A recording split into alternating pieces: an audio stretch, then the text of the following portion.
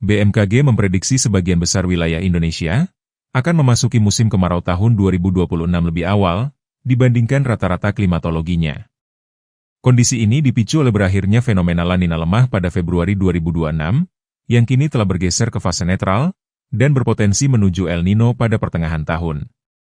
Kepala BMKG, Teguh Faisal Fathani menjelaskan, pemantauan anomali iklim global di Samudra Pasifik menunjukkan indeks ENSO saat ini berada di angka 0,28 atau dalam kondisi netral dan diperkirakan bertahan hingga Juni 2026.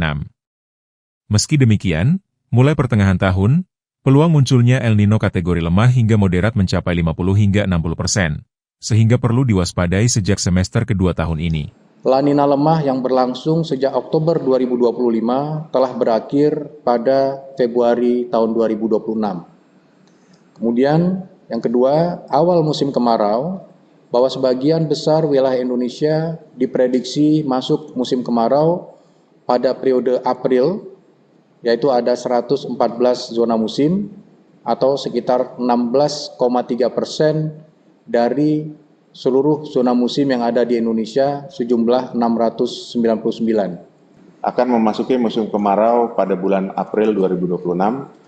yang meliputi pesisir utara Jawa Barat, Jawa bagian barat, sebagian besar Jawa Tengah hingga Jawa Timur, sebagian kecil Bali, sebagian besar Nusa Tenggara Barat, Nusa Tenggara Timur, sebagian kecil Kalimantan Selatan, dan sebagian kecil Sulawesi Selatan. Sementara itu, sebanyak 184 zona musim atau 26,3% dari keseluruhan zona musim diprediksi memasuki musim kemarau pada bulan Mei 2026, meliputi sebagian Sumatera, Jawa bagian barat, sebagian kecil Jawa Tengah hingga Jawa Timur, Bali, sebagian kecil Nusa Tenggara Barat,